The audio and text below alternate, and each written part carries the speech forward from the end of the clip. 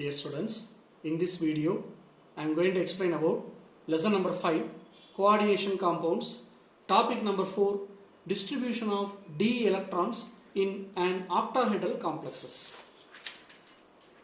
We know about the d orbital. There are 5 different d orbitals are there, or they are all having equal energies and they are in the degenerate state. How does the electrons are getting filled in those 5 d orbitals? That is what we are going to see here. The filling of electrons in the d orbital in presence of ligands also follows Hund's rule. What does the Hund's rule says? No pairing of electron takes place until all the orbitals are filled with a single electron each. That we learnt in the 11th standard.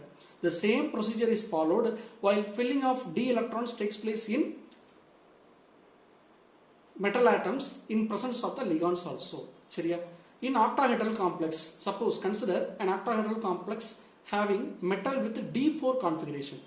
D orbital having 4 electrons as an example. If 4 electrons are there in the d orbital, then there are 2 possibilities for distribution of electrons. What is the first possibility? See here, this is the d orbital found in free ion. The same d orbital with the degenerate state found as the average energy, that is barycenter. Now the d orbital gets splits up into 2 set of orbitals. One is T2g orbital and another one is Eg orbital.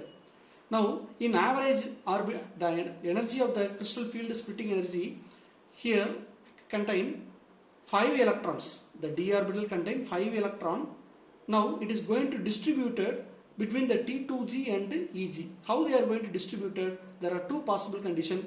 One is all the 5 electrons will be filled in the T2g orbital itself. First electron, second electron, third electron, and once again the 4th electron and 5th electron will act as a paired electron in the T2g orbital itself, and no more electron will go to Eg orbital. This is one case.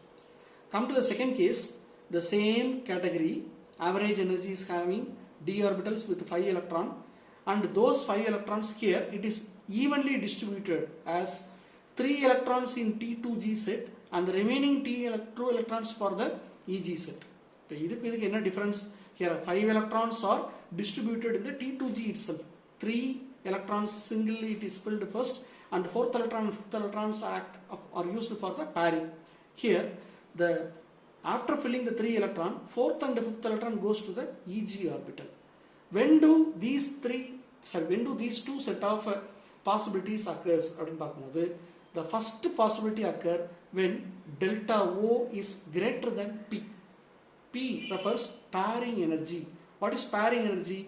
Energy required to pair the electron, pair the unpaired electron by having additional electron. So first 3 electron fill பண்ணிரோம், and the 4th electron 5th electron வச்சு என்ன செய்றோம்? We are doing the pairing.